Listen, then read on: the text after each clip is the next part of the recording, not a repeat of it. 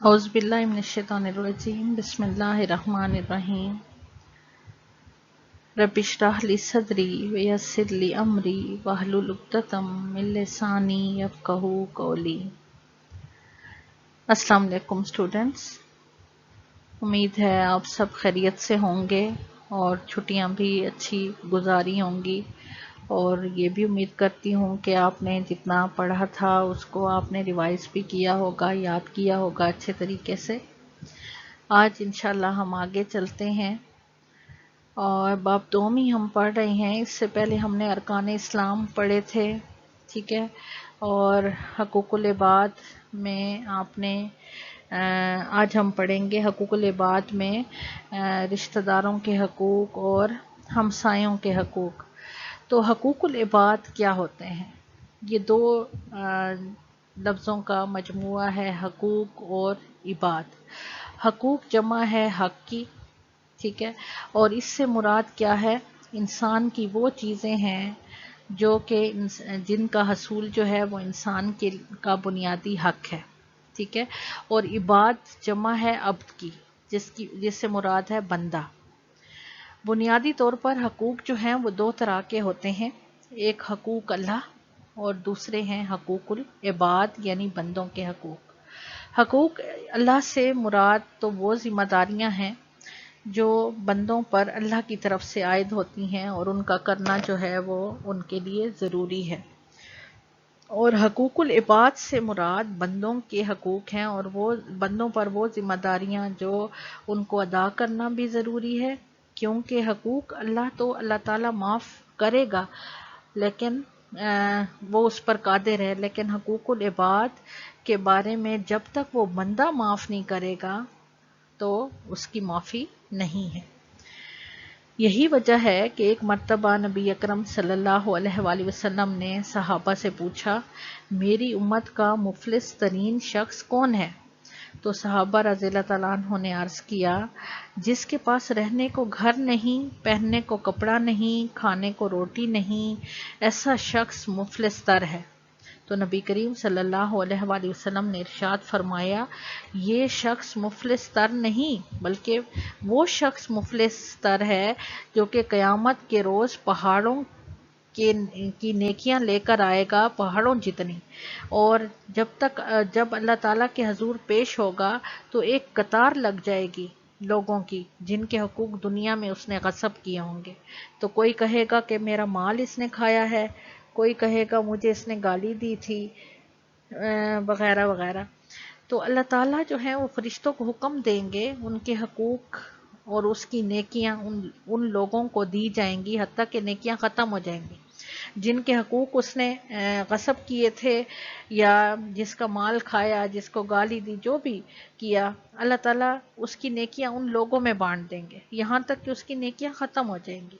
लेकिन लोग अब भी बाकी होंगे, अब भी जिन लोगों के साथ उसने ज़्यादतियाँ की होंगी। तो अल्लाह ताला फरिश्तों से कहेंगे, इन लोगों के गुनाह इसके हिस्से में डाल दो। तो अल्लाह ताला जो उन लोगों के गुनाह होंगे वो उसके हिस्से में डाल देंगे। तो आप सल्लल्लाहु अलैहि वसल्लम ने फरमाया, जितनी नेकियां लेकर वो आएगा उतने ही गुनाह लेकर जा रहा होगा। ये मेरी उम्मत का मुफलिस तरीन शख्स होगा जो इस हाल में अल्लाह ताला के यहाँ पेश होगा। इस हदीस से ये बात वाज़ेह हो जाती है कि हकूकुल इबाद की अदायगी कितनी ज़रूरी है, क्योंकि मुआशरती ज़िंदगी में अगर फ़र्दन सब लोगों को उनके जायज़ हकूक़ मिलते रहें तो वो सुकून और इत्मीनान के साथ मुआशरे की तरक्की के लिए अपनी सलाहियतें बरूएकार ला सकते हैं। यूँ एक मुआशरा जो है वो एक बेहतरीन मुआशरा बन जाता है। हकूकुल इबाद को मुख्तलिफ़ हिस्सों में तकसीम किया गया है, जैसे वालिदैन के हकूक़ हैं, असातिज़ा के हकूक़ हैं, रिश्तेदारों के हकूक़ हैं, जो आपके मुआशरे में आपके साथ लोग रहते हैं उन सब के हकूक़, ठीक है। तो आज हम जो है हम पढ़ेंगे रिश्तेदारों के हकूक़ के बारे में। आज का हमारा टॉपिक है रिश्तेदारों के हकूक़। रिश्तेदारों के हकूक़, मायनी और मफ़हूम। रिश्तेदार के लिए अरबी ज़ुबान में लफ्ज़ अकरब इस्तेमाल हुआ है, जिसकी जमा अकारब या अकरबा है।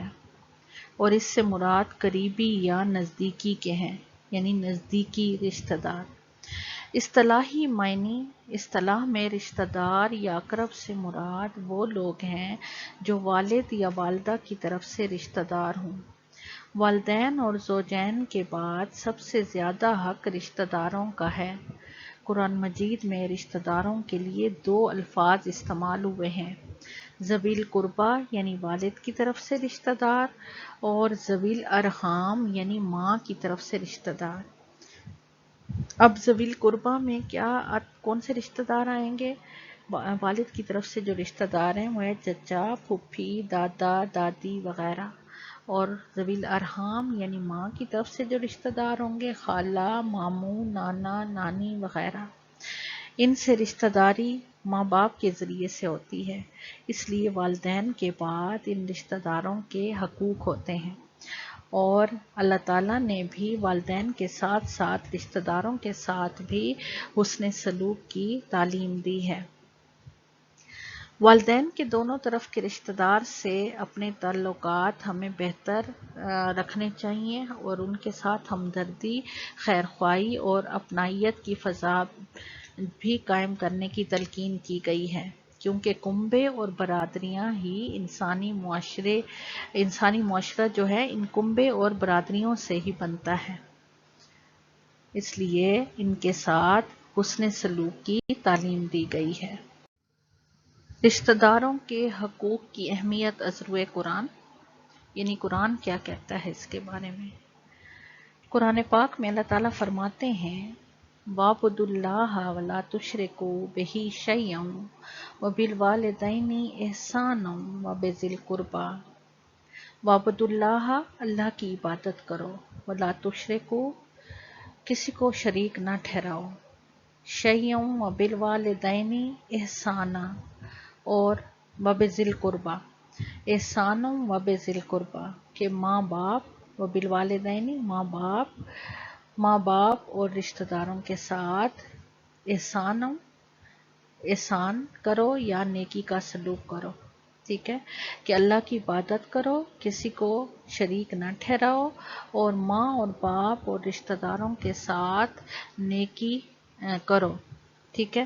ایک اور جگہ قرآن پاک میں اللہ تعالیٰ فرماتے ہیں،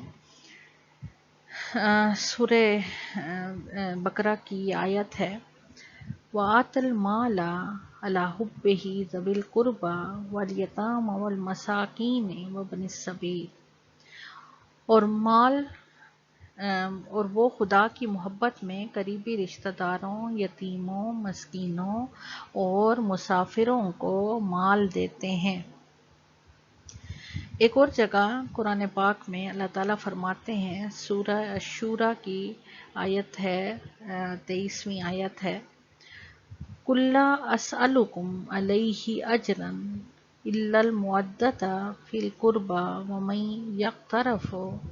يَقْتَرِفْ حَسَنًا۔ اے نبی صلی اللہ علیہ وآلہ وسلم کہہ دیجئے میں تم سے کوئی اجر نہیں مانگتا، البتہ یہ چاہتا ہوں کہ تم میرے رشتہ داروں سے محبت رکھو۔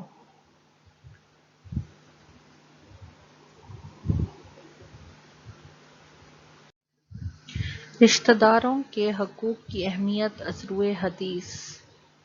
آپ صلی اللہ علیہ وآلہ وسلم نے ارشاد فرمایا کہ جو یہ پسند کرتا ہے کہ اس کی عمر زیادہ ہو اور اس کے رزق میں فراخی ہو، اسے چاہیے کہ خدا سے ڈرتا رہے اور صلہ رحمی کرے۔ ایک اور جگہ آپ صلی اللہ علیہ وآلہ وسلم نے فرمایا، جس اطاعت خداوندی کا ثواب سب سے جلدی جاری ہوتا ہے وہ صلہ رحمی ہے۔ صلہ رحمی کس کو کہتے ہیں؟ اچھے سلوک کو کہتے ہیں، ٹھیک ہے۔ تو صلہ رحمی کیا ہے؟ رشتہ داروں سے اچھا سلوک۔ ارشاد نبوی ہے، اجنبی کی نسبت اپنے غریب رشتہ داروں کو خیرات دینے کا اجر و ثواب دگنا ہے۔ کہتے ہیں نا، پہلے خیش پھر درویش، یعنی پہلے اپنے رشتہ داروں میں دیکھو، اگر ان کو مدد کی ضرورت ہے تو ان کی مدد پہلے کرو، بعد میں آپ جو ہے وہ آگے جاؤ، ٹھیک ہے۔ حضرت جبیر بن مطعم سے روایت ہے کہ حضور صلی اللہ علیہ وآلہ وسلم نے فرمایا جو صلہ رحمی کا حق ادا نہ کرے وہ جنت میں داخل نہ ہوگا. یعنی جو صلہ رحمی نہیں کرے گا، رشتہ داروں سے اچھا سلوک نہیں کرے گا تو وہ جنت میں داخل نہیں ہوگا. کتنی سخت یہ بات ہے. اگر ان چیزوں کو ہم سامنے رکھیں، قرآن اور حدیث کو سامنے رکھیں، تو ہاں اس میں کتنی زیادہ تاکید کی گئی ہے حقوق العباد کے اوپر کہ رشتہ داروں سے بھی اچھا سلوک کی ہے، کہ اگر رشتہ داروں سے اچھا سلوک نہیں کرے گا تو وہ جنت میں داخل نہیں ہوگا، بے شک اس نے جتنی نیکیاں کی ہوں. ٹھیک ہے، تو اس لیے رشتہ داروں سے اچھے سلوک کی تلقین کی گئی ہے اور ہمیں اچھا سلوک کرنا چاہیے. سب سے پہلا جو حق ہے رشتہ داروں کا وہ ہے حسن سلوک، یعنی اچھا سلوک. اسلام ہمیں تمام انسانوں سے اچھے سلوک کی تعلیم دیتا ہے. رشتہ داروں کے بہت سارے حقوق ہیں اور ان کا اہم حق ہے کہ ان سے حسن سلوک یا اچھے طریقے سے پیش آیا جائے، ان کی عزت کی جائے، اپنے رشتہ داروں کے متعلق غلط قسم کے خیالات و نظریات کو جگہ نہ دی جائے. اگر خاندان کے افراد ایک دوسرے کے حقوق اچھے طریقے سے ادا کرتے رہیں تو پورے خاندان میں محبت کی فضا قائم ہوگی، اور اگر معاملہ اس کے خلاف ہو یعنی تو پھر کیا ہوگا؟ اچھا سلوک نہیں کریں گے تو نفرت اور دوری پیدا ہو جائے گی اور آئے روز جھگڑوں سے پورے خاندان کا سکون برباد ہو جائے گا. تو قرآن پاک میں اللہ تعالیٰ فرماتے ہیں وَآتِ ذَا الْقُرْبَىٰ حَقَّهُ. بنی اسرائیل کی یہ آیت ہے کہ رشتہ دار کو اس کا حق دو. ٹھیک ہے، قرآن پاک میں اللہ تعالیٰ فرماتے ہیں وَاعْبُدُوا اللَّهَ وَلَا تُشْرِكُوا بِهِ شَيْئًا وَبِالْوَالِدَيْنِ إِحْسَانًا وَبِذِي الْقُرْبَىٰ، کہ اللہ کی بندگی کرو. ٹھیک ہے، اللہ کی عبادت کرو، کسی کو اس کا شریک نہ ٹھہراؤ، اور ماں اور باپ اور رشتہ داروں کے ساتھ نیکی کرو. ایک اور جگہ اللہ تعالیٰ فرماتے ہیں اور اللہ سے ڈرتے رہو جس کے نام سے تم سوال کرتے ہو، اور رشتہ داروں کے حقوق کی حفاظت کرو.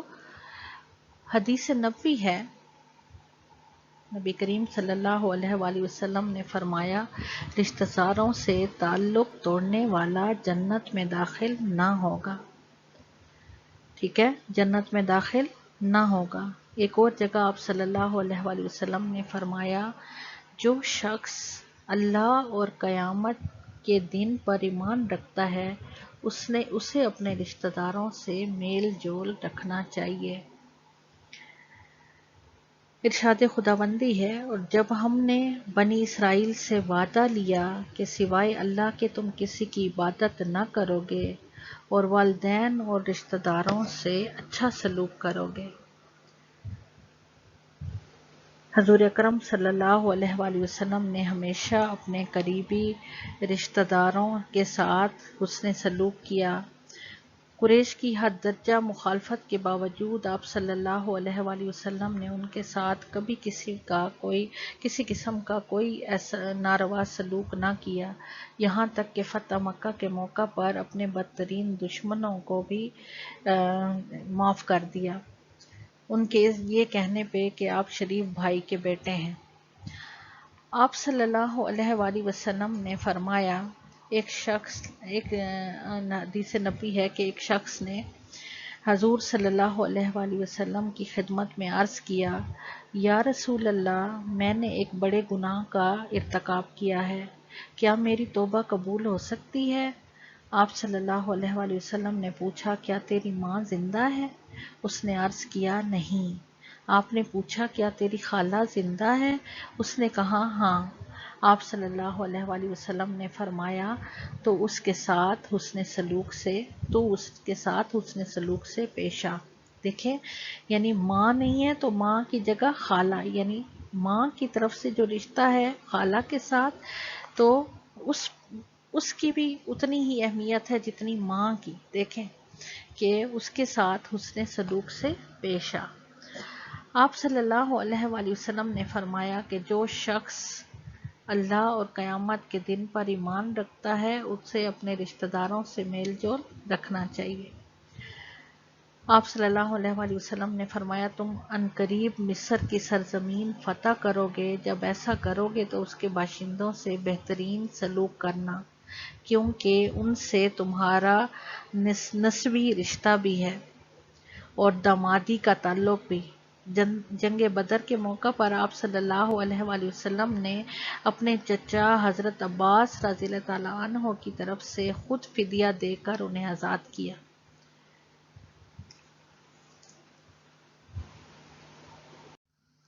مالی امداد۔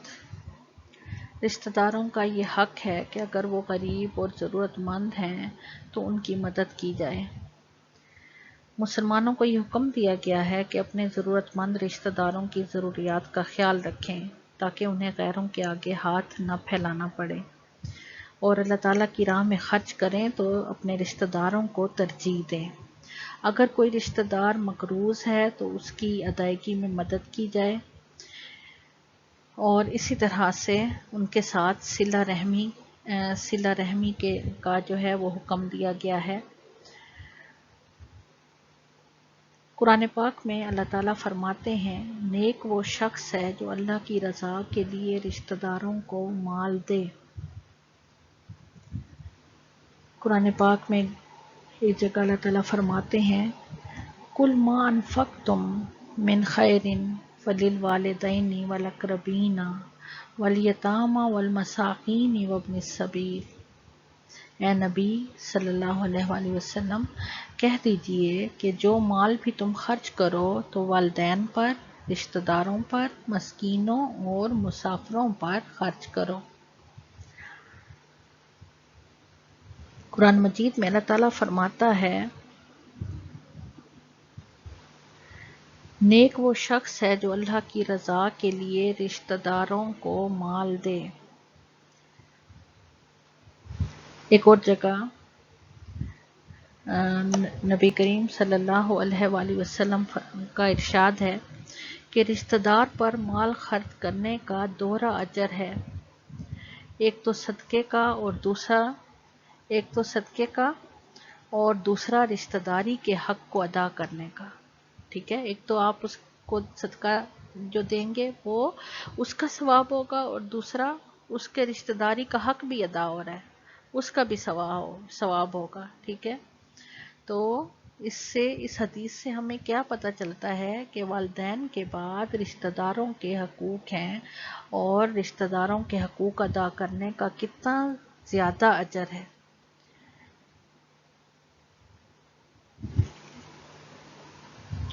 حضرت ابو طلحہ رضی اللہ تعالیٰ عنہ نے ایک مرتبہ آپ صلی اللہ علیہ وآلہ وسلم سے درخواست کی یا رسول اللہ صلی اللہ علیہ وآلہ وسلم میں اپنا باغ اللہ کی راہ میں وقف کرنا چاہتا ہوں۔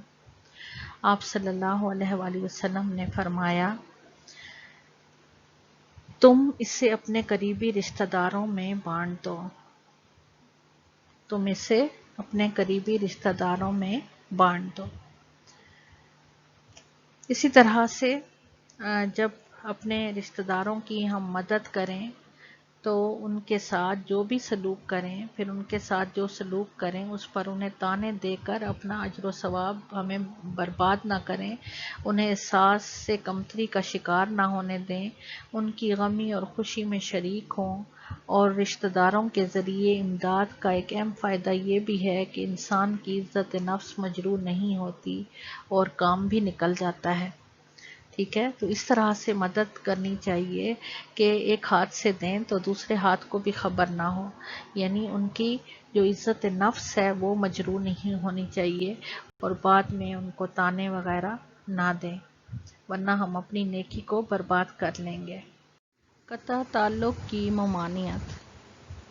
اسلام نے رشتہ داروں سے تعلقات توڑنے کی سخت مذمت کی ہے، کیونکہ اس سے معاشرے میں بگاڑ، نفرت اور تعصب کو ہوا ملتی ہے، جو اسلام کی نگاہ میں بہت بڑا جرم ہے۔ قرآن پاک میں سورہ محمد کی آیت نمبر 22 میں اللہ تعالیٰ فرماتے ہیں فَهَلْ عَصَيْتُمْ إِن تَوَلَّيْتُمْ أَن تُفْسِدُوا فِي الْأَرْضِ وَتُقَطِّعُوا أَرْحَامَكُمْ۔ اے منافقو، تم سے عجب نہیں کہ اگر تم حاکم ہو جاؤ تو ملک میں خرابی کرنے لگو اور اپنے رشتوں کو توڑ ڈالو۔ اسی صورت کی سورہ محمد کی آیت نمبر 23 میں اللہ تعالیٰ فرماتے ہیں اولئک الذین لعنہم اللہ فاصمہم واعمی ابصارہم، یہی لوگ ہیں جن پر خدا نے لعنت کی ہے اور ان کے کانوں کو بہرا اور ان کی آنکھوں کو اندھا کر دیا ہے۔ ارشاد نبوی ہے، رشتہ داروں سے تعلق توڑنے والا جنت میں داخل نہیں ہوگا۔ آپ صلی اللہ علیہ وآلہ وسلم نے فرمایا، بہترین خوش خلقی یہ ہے کہ تم تعلقات توڑنے والوں سے جوڑو اور جو تمہیں محروم رکھیں انہیں عطا کرو اور جو تم پر زیادتی کریں انہیں معاف کر دو۔ آپ صلی اللہ علیہ وآلہ وسلم نے فرمایا، انسانی رحم عرش الہی کو پکڑ کر کہتا ہے کہ جو مجھے ملائے اس کو خدا ملائے اور جو مجھے کاٹے اس کو خدا کاٹے۔ تو اس لیے رشتہ داروں سے قطع تعلق نہیں کرنا چاہیے، ان کے ساتھ اچھا سلوک کرنا چاہیے اور ان سے اپنا رشتہ جوڑ کے رکھنا چاہیے۔ اگر اسلام نے نہ صرف اچھے رشتہ داروں سے تعلقات قائم کرنے کی تلقین کی ہے ہمیں، بلکہ ایسے رشتہ دار جو کہ جن کا اخلاق اچھا نہیں ہے اور تعلق توڑنے والے رشتہ دار ہیں ان سے بھی تعلقات جوڑنے کی ترغیب دی ہے۔ قرآن کریم میں اللہ تعالیٰ فرماتے ہیں، تم میں سے وہ لوگ جو بزرگی اور وسعت والے ہیں یہ قسم نہ کھائیں کہ وہ قرابت داروں اور مسکینوں اور اللہ کی راہ میں ہجرت کرنے والوں کو نہ دیں گے، اور چاہیے کہ وہ معاف کر دیں اور درگزر کریں۔ کیا تم پسند نہیں کرتے کہ اللہ تمہاری مغفرت کرے؟ سورہ نور کی یہ آیت تھی۔ اس آیت کے نزول کے بعد حضرت ابوبکر صدیق رضی اللہ تعالیٰ عنہ نے اپنے رشتہ دار حضرت مصطح بن اثاثہ کی امداد بحال کر دی۔ ارشاد نبوی صلی اللہ علیہ وآلہ وسلم ہے، رشتہ داروں سے نیک سلوک کرنے والا وہ نہیں جو احسان کے بدلے احسان کرے، بلکہ وہ ہے کہ جس کا رشتہ کٹ جائے تب بھی وہ اسے جوڑے۔ حضرت ابو ذر غفاری رضی اللہ تعالیٰ عنہ سے روایت ہے کہ مجھے میرے حبیب صلی اللہ علیہ وآلہ وسلم نے وصیت کی کہ تم رشتہ داروں سے نیک سلوک کرنا اگرچہ وہ تم سے بدسلوکی سے پیش آئیں۔ خوشی اور غمی میں شرکت۔ انسان کو زندگی میں جہاں بہت ساری خوشیاں ملتی ہیں وہاں غم بھی ملتے ہیں، لہٰذا رشتہ داروں کا یہ فرض بنتا ہے کہ رشتہ دار کی غمی اور خوشی میں شریک ہوں، تاکہ اس کو اس بات کا احساس نہ ہو کہ غم کے موقع پر وہ اکیلا ہے، بلکہ اس سے اپنا غم بھلانے میں آسانی ہو۔ حدیث کے مطابق مسلمانوں کے جو باہمی حقوق ہیں ان میں سے ایک یہ ہے کہ جب وہ دعوت دے تو اس کو قبول کرے اور اگر وہ فوت ہو جائے تو اس کے جنازے میں شرکت کرے۔ تحائف کا تبادلہ۔ رشتہ دار کے حقوق میں سے ایک یہ ہے کہ آپس میں تحفہ تحائف کا تبادلہ کریں، کیونکہ تحائف دینے سے محبت میں اضافہ ہوتا ہے۔ حدیث نبوی ہے، ہدیہ دو محبت بڑھے گی۔ رشتہ داروں میں باہم صلح کروانا۔ رشتہ داروں کے ساتھ اچھائی والا معاملہ یہ ہے کہ ان کے آپس میں جھگڑے وغیرہ کی صورت میں صلح کروائی جائے، کیونکہ اللہ تعالیٰ نے اس بات کا حکم دیا ہے اور ارشاد فرمایا ہے وَأَصْلِحُوا ذَاتَ بَيْنَكُمْ، اور آپس میں فَاتَّقُوا اللَّهَ وَأَصْلِحُوا ذَاتَ بَيْنَكُمْ، تو خدا سے ڈرو اور آپس میں صلح صفائی سے رہو۔ حتیٰ کہ اگر رشتہ داروں کے درمیان صلح کرانے کے لیے انسان کو کسی بات پر جھوٹ بھی بولنا پڑے تو نبی کریم صلی اللہ علیہ وآلہ وسلم کا ارشاد ہے، وہ جھوٹا نہیں ہے جو لوگوں کے درمیان صلح کروا دے۔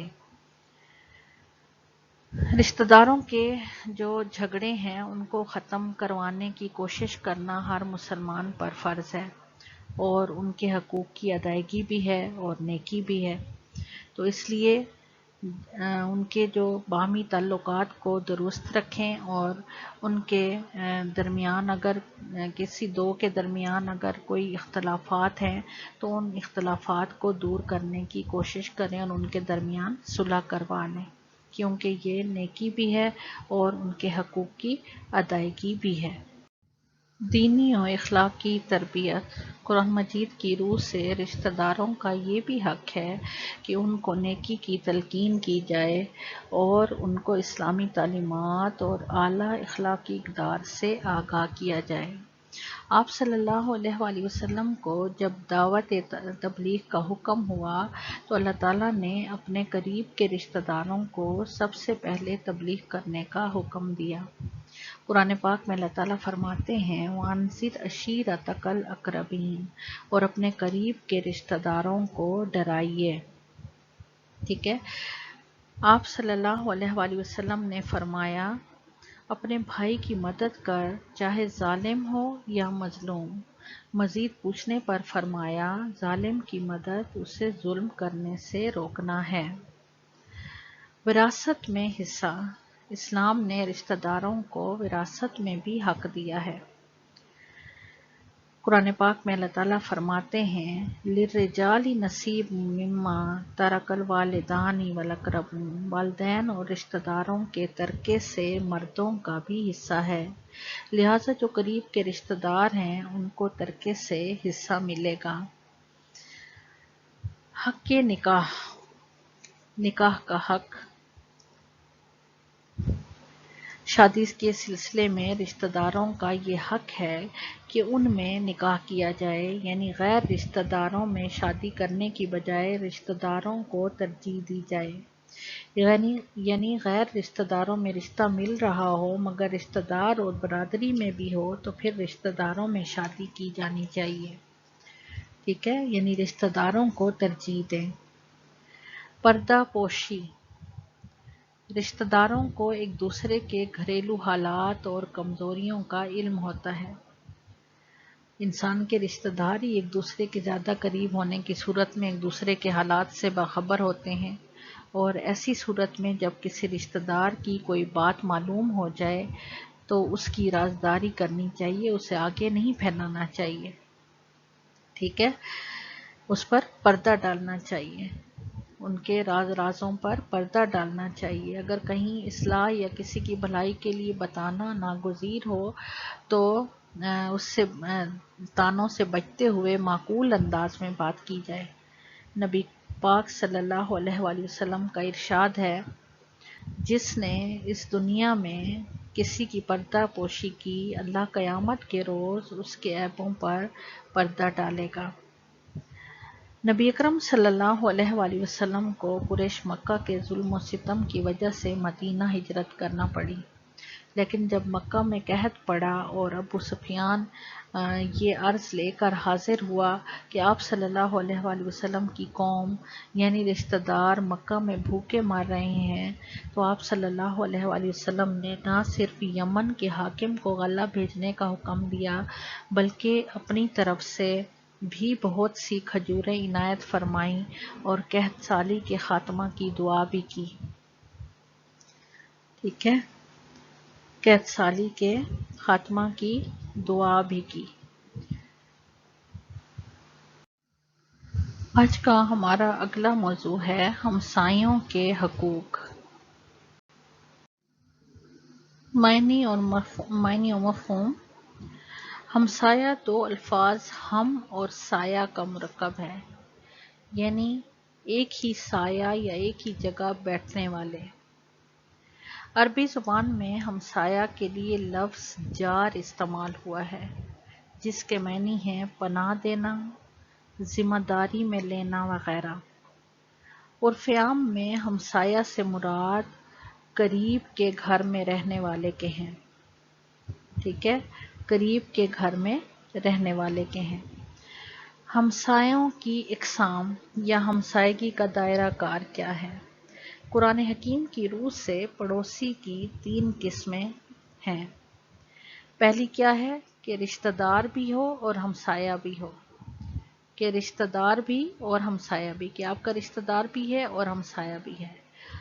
دوسری کیا ہے؟ رشتہ دار نہ ہو، یعنی آپ کا رشتہ دار نہیں ہے لیکن صرف ہمسایہ ہے۔ تیسری کیا ہے؟ نہ تو رشتہ دار ہے نہ ہمسایہ ہے بلکہ ہم مجلس ہے، یعنی ساتھ بیٹھنے والا دوست ہے، جیسے ہم جماعت، کلاس فیلو جو ہوتے ہیں، یا ہم مدرسہ اور کاروبار میں ساتھی، یا ساتھ سفر کرنے والا جو ہوتا ہے سیٹ پہ ساتھ بیٹھنے والا، وہ بھی آپ کا اس ٹائم کے لیے آپ کا ہمسایہ ہو گیا ہے، ٹھیک ہے؟ یہ تیسری قسم ہے۔ ہمسائے کے درجے، ہمسائے کے بہت حقوق ہیں مگر مختلف ہمسایوں میں مختلف حقوق ہیں، یعنی مختلف درجات ہیں۔ حضور پاک صلی اللہ علیہ وآلہ وسلم نے فرمایا کافر ہمسایہ جو ہے اس کا ایک حق ہے، مسلمان ہمسائے کے 2 حق ہیں، اور رشتہ دار ہمسائے کے 3 حق ہیں۔ اگر یہ تقسیم نہ ہو تو پھر سب سے زیادہ قریب ہمسایہ کا حق زیادہ ہوگا، یعنی جو آپ کے سب سے زیادہ قریب ہے آپ کے گھر کے، اس کا حق سب سے زیادہ ہوگا۔ ہمسایہ کی اہمیت از روئے قرآن۔ قرآن مجید میں 3 قسم کے ہمسایوں کا ذکر آیا ہے، والجار ذی القربی والجار الجنبی والصاحبی بالجنبی۔ رشتہ دار ہمسایہ اور اجنبی ہمسایہ اور ہم مجلس ساتھی سے نیک سلوک کرنا، ٹھیک ہے؟ ہمسائے کی اہمیت از روئے حدیث۔ ہمسایہ کے حقوق کے بارے میں حدیث میں بھی بہت اس کی جو ہے تلقین کی گئی ہے اور اس پر بہت زور دیا گیا ہے۔ آپ صلی اللہ علیہ وآلہ وسلم نے فرمایا گھر بنانے سے پہلے ہمسایہ تلاش کرو۔ ایک اور جگہ آپ صلی اللہ علیہ وآلہ وسلم نے فرمایا تم میں سے کوئی شخص مومن نہیں ہو سکتا جب تک کہ وہ اپنے پڑوسی کے لیے وہی چیز عزیز نہ جانے جو خود عزیز رکھتا ہو۔ ایک اور جگہ آپ صلی اللہ علیہ وآلہ وسلم نے فرمایا جو شخص اللہ اور یوم آخرت پر ایمان رکھتا ہے اسے چاہیے کہ وہ اپنے پڑوسی کا احترام کرے۔ ہمسائے کی دینی اعتبار کے علاوہ اخلاقی اور معاشرتی لحاظ سے بھی اہمیت کی حامل ہے۔ ہر انسان دوسرے انسان کی اعانت اور مدد کا محتاج ہے۔ در حقیقت پڑوسی ایک دوسرے کے دکھ سکھ اور ایک دوسرے کی خوشی اور غمی اور دوستی میں شریک ہوتے ہیں، خوشی اور غمی میں شریک ہوتے ہیں اور مشکل وقت میں کام آتے ہیں۔ جب رشتہ داروں کو جب تک خبر ہوتی ہے تو آپ کے جو ہمسائے ہیں وہی سب سے پہلے آپ کے ساتھ کھڑے ہوتے ہیں، ٹھیک ہے؟ تو اس لیے ان کے حقوق بہت زیادہ ہیں۔ ہمسایوں کے حقوق میں سب سے پہلا حق ہے حسن سلوک، یعنی اچھا سلوک۔ ہمسائے کا یہ حق ہے کہ اس کے ساتھ حسن سلوک سے پیش آیا جائے اور اس کے ساتھ خندہ پیشانی اور خوش خلقی سے ملنا چاہیے۔ نبی کریم صلی اللہ علیہ وآلہ وسلم نے فرمایا تم میں سے افضل شخص وہ ہے جو اپنے ہمسائے کے حق میں بہتر ہے۔ ایک اور جگہ آپ صلی اللہ علیہ وآلہ وسلم نے فرمایا اللہ کے نزدیک پڑوسیوں میں سب سے بہتر پڑوسی وہ ہے جو اپنے پڑوسی کے حق میں بہتر ہے۔ ایک اور جگہ آپ صلی اللہ علیہ وآلہ وسلم نے فرمایا کہ اللہ تعالیٰ اور اس کا رسول اسے عزیز رکھے تو اسے چاہیے کہ وہ اپنے پڑوسی کا پورا خیال رکھے، کہ جو یہ پسند کرے کہ اللہ تعالیٰ اور اس کا رسول اسے عزیز رکھے تو اسے چاہیے کہ وہ اپنے پڑوسی کا پورا خیال رکھے۔ ایک اور جگہ آپ صلی اللہ علیہ وآلہ وسلم نے فرمایا کہ جو شخص اللہ تعالیٰ اور روز آخرت پر ایمان رکھتا ہے اسے چاہیے کہ اپنے ہمسائے سے حسن سلوک سے پیش آئے۔ آپ صلی اللہ علیہ وآلہ وسلم نے فرمایا اللہ تعالیٰ کے نزدیک بہترین دوست وہ ہے جو اپنے دوستوں کے حق میں بہتر ہو اور بہترین ہمسایہ وہ ہے جو اپنے ہمسائے کے حق میں بہتر ہو۔ دوسرا جو اس میں حق ہے وہ ہے تحائف کا تبادلہ۔ تحائف کا تبادلہ، یعنی محبت و اخوت کے جذبات کو بڑھانے کے لیے ہمسایوں کو تحائف وغیرہ بھیجنا۔ پڑوسی ایک دوسرے کے ساتھ رہ رہے ہوتے ہیں تو یہ بھی ضروری ہے کہ ان کے درمیان تعلقات خوشگوار رہیں۔ تو اس سلسلہ میں اسلام نے بالکل صحیح اور مناسب تعلیم دی ہے، اور اس میں ارشاد نبوی میں بے شمار احکامات اس کے بارے میں موجود ہیں۔ آپ صلی اللہ علیہ وآلہ وسلم نے فرمایا، ایک دوسرے کو تحائف بھیجا کرو، اس سے باہم محبت بڑھے گی۔ ایک اور جگہ آپ صلی اللہ علیہ وآلہ وسلم نے فرمایا، ہمسایوں کی ضرورتوں کا خیال رکھنا چاہیے اور ان کی خبرگیری کرنی چاہیے۔ آپ صلی اللہ علیہ وآلہ وسلم کا ارشاد ہے کہ جب تم گوشت کا شوربہ پکاؤ تو پانی زیادہ ڈال دو اور اپنے ہمسایوں کی خبر لو۔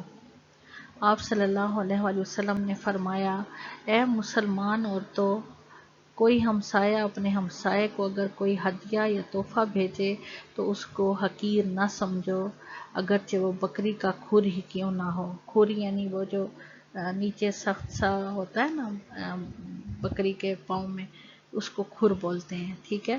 بکری کا کھر ہی کیوں نہ ہو، یعنی اگر وہ اتنا حقیر چیز ہے جو کہ آپ کی اس کی نہیں ہے، اگر وہ بھی ہو تو تحفہ ہوتا ہے نا، تو اس کو جو ہے وہ قبول کرنا چاہیے اور اس کی قدر کرنی چاہیے۔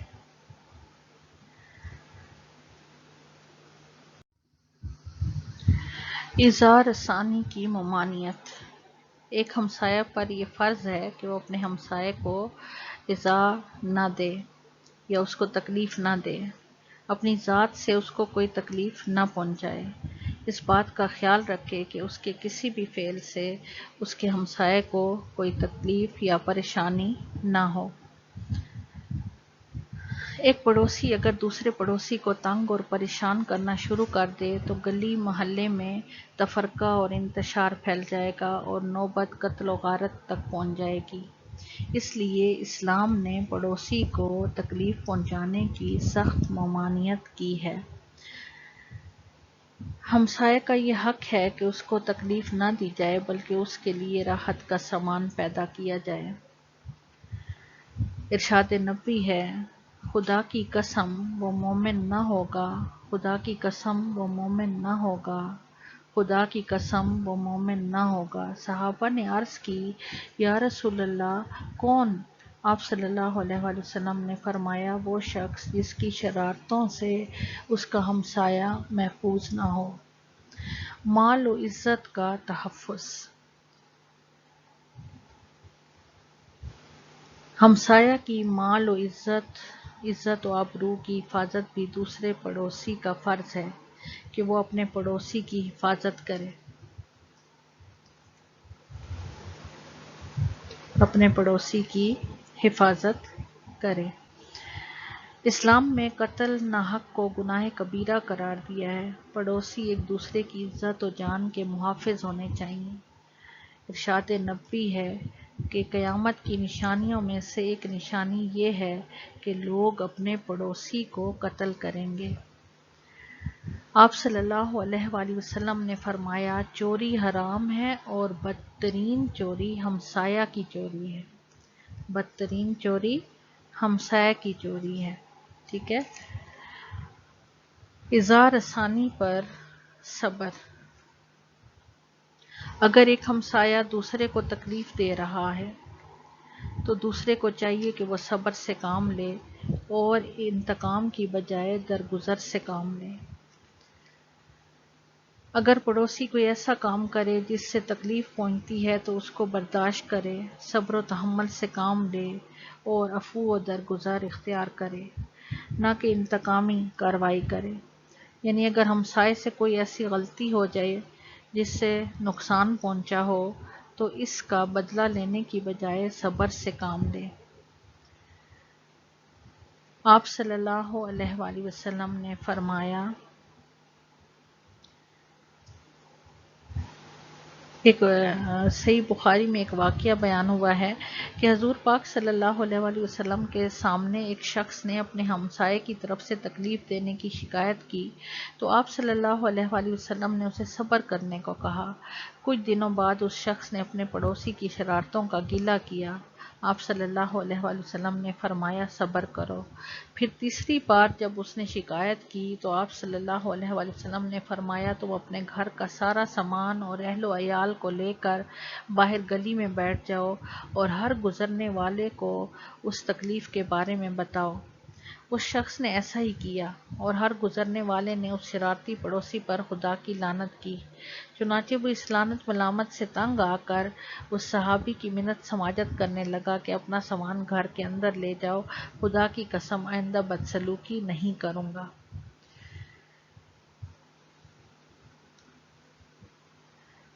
بخل کی ممانعت۔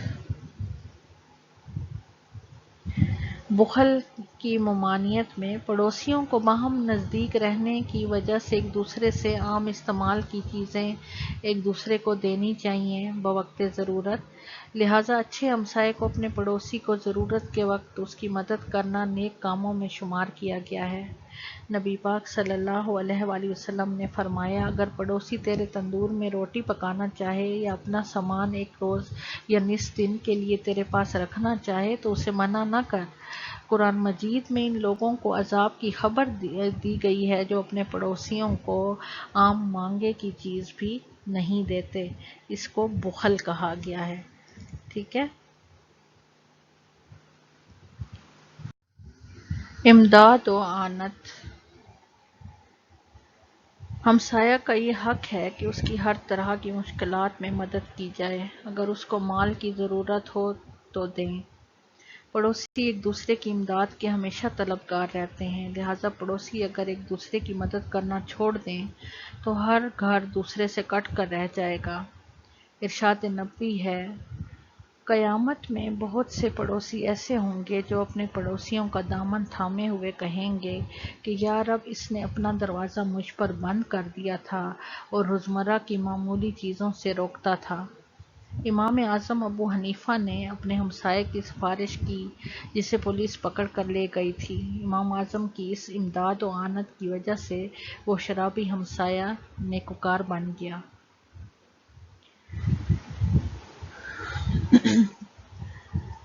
آپ صلی اللہ علیہ وآلہ وسلم نے فرمایا وہ شخص مومن نہیں جو اپنے ہمسائے کی بھوک سے بے نیاز ہو کر شکم سیر ہو کر سو جائے۔ آپ صلی اللہ علیہ وآلہ وسلم نے فرمایا پڑوسی بیمار ہو تو اس کا علاج کروانا اور مر جائے تو اس کے جنازے میں شریک ہو اور اس کی تکفین و تجہیز کرے۔ ایک اور جگہ حضرت مجاہد رضی اللہ تعالیٰ عنہ فرماتے ہیں کہ رسول اللہ صلی اللہ علیہ وآلہ وسلم پڑوسیوں کے حقوق کے بارے میں اتنی شدت سے تاکید فرماتے تھے کہ ہم سوچنے لگتے کہ شاید میراث میں بھی پڑوسیوں کا حصہ رکھ دیا جائے گا۔ خبر گیری کہ ہمسائے کی خبر گیری کرنا چاہیے، اس بات کا خاص خیال رکھا جائے کہ اس کو کوئی مصیبت یا مشکل تو پیش نہیں، پڑوسی کے حالات سے باخبر ہونا چاہیے۔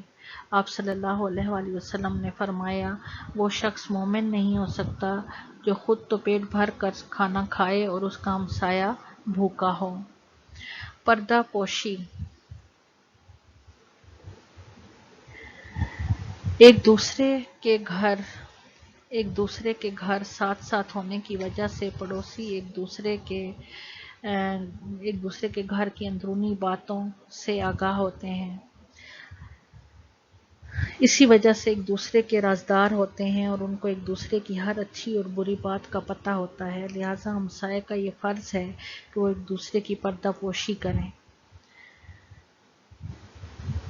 اسلام نے ذاتی زندگی کی پاسداری کو مد نظر رکھتے ہوئے ایک دوسرے کے عیبوں پر پردہ پوشی کا حکم دیا ہے، کیونکہ برائی کے اچھالنے سے یہ دوسروں تک پھیلتی ہے اور اگر حکمت سے اسے روکا جائے تو یہ ممکن ہے کہ وہ ختم ہو جائے۔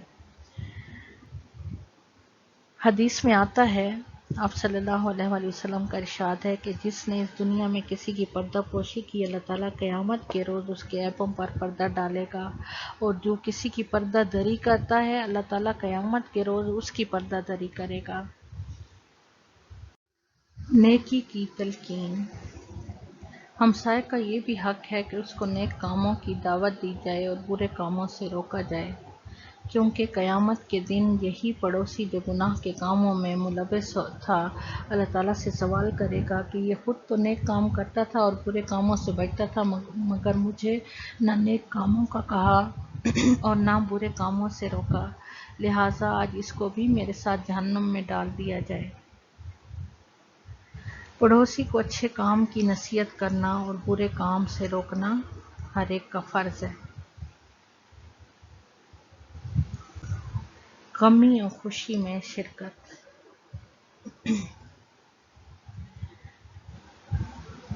غمی اور خوشی میں شرکت۔ ہمسائے کا یہ بھی حق ہے کہ وہ اپنے پڑوسی کی دعوت کو قبول کرے اور اس کی غمی میں شریک ہو، اور مر جائے تو جنازے میں بھی شریک ہو، اور اگر اس کو کوئی خوشی ملے تو بھی خوش ہو اور اس کو مبارکباد دے۔ حق شفا۔ حق شفا۔ اگرچہ ہمسایہ وراثت میں حقدار نہیں، تاہم شریعت اسلامیہ ہمسائے کو حق شفا دیا ہے۔ آپ صلی اللہ علیہ وآلہ وسلم نے فرمایا، ہمسایہ حق شفا کا زیادہ حقدار ہے، اگر وہ غائب ہو تو شفا کے لیے انتظار کیا جائے، اور یہ شفا اس وقت تک قائم رہے گا جب تک دونوں کا راستہ ایک ہو۔ جیسا کہ مثل مشہور ہے کہ ہمسایہ ماں جایا، اپنے ہمسائے کا حق ایسا ہی ہے جیسے ماں جائے کا ہوتا ہے۔ وہ شخص مومن نہیں جو خود پیٹ بھر کر کھانا کھائے اور اس کا پڑوسی بھوکا سوئے۔ اس لیے ہمسایوں کو کسی قسم کی ایذا دینے سے بھی روکا گیا ہے، اور ان سے اچھے سلوک کی بار بار تلقین کی گئی ہے۔ آپ صلی اللہ علیہ وآلہ وسلم ایک بار ایک محفل میں بیٹھے تھے کہ وہاں ایک عورت کا ذکر آیا کہ وہ بڑی عبادت گزار اور پرہیزگار ہے، دن میں روزے رکھتی ہے اور رات کو تہجد ادا کرتی ہے، لیکن پڑوسیوں کو تنگ کرتی ہے۔ آپ صلی اللہ علیہ وآلہ وسلم نے فرمایا وہ دوزخی ہے، اور ایک دوسری عورت کے بارے میں عرض کیا کہ وہ صرف فرائض عبادات جو ہیں وہ ادا کرتی ہے، لیکن ہمسایوں کے حقوق کا خیال رکھتی ہے، تو حضور صلی اللہ علیہ وآلہ وسلم نے فرمایا وہ جنتی ہے۔ تو اس سے ہی ہمیں معلوم ہوتا ہے کہ پڑوسیوں کے کتنے زیادہ حقوق ہیں اور اس کے بارے میں کتنی پوچھ ہوگی، اور اگر ہم وہ حقوق جو ہیں ادا نہیں کرتے تو ہم جہنم کے حقدار ہوں گے۔ آپ صلی اللہ علیہ وآلہ وسلم نے ہمسائے کے حقوق کے بارے میں بہت زیادہ تلقین کی، اور مزید فرمایا کہ اگر ہمسایہ تم سے مدد مانگے تو اس کی مدد کرو، اگر قرض مانگے تو اس کو قرض دو، اگر بیمار ہو جائے تو اس کی بیمار پرسی بھی کرو، اور اگر مر جائے تو جنازے میں شریک ہو، اگر مصیبت میں گھرا ہو تو اظہار ہمدردی کرو، اگر کوئی پھل خرید کر لاؤ تو اسے بھی بھیج دو ورنہ رازداری سے پھل کھاؤ، اگر مکان بناؤ تو دیوار کو اتنا بلند نہ کرو کہ اس کی ہوا جو ہے وہ روکو، البتہ اس کی اجازت لے کر اس کو بلند کرو۔ ٹھیک ہے، تو یہ مزید آپ صلی اللہ علیہ وآلہ وسلم نے ہمسائے کے حقوق کے متعلق جو کچھ فرمایا، اس کے بارے میں ہم نے اتنا پڑھا، اور انشاءاللہ آپ لوگ بھی کوشش کیا کریں کہ جو ہے جتنے بھی حقوق العباد ہیں، رشتہ داروں کے حقوق آپ نے پڑھے، ہمسایوں کے حقوق پڑھے، آپ کوشش کریں کہ آپ کے ہاتھ سے کسی کو تکلیف نہ پہنچے، آپ کی زبان سے کسی کو تکلیف نہ پہنچے، اور جتنے بھی حقوق ہیں ہم کوشش کر سکتے ہیں کہ ہم یہ حقوق ادا کریں اور اللہ تعالیٰ کے حکم کی بجا آوری کریں۔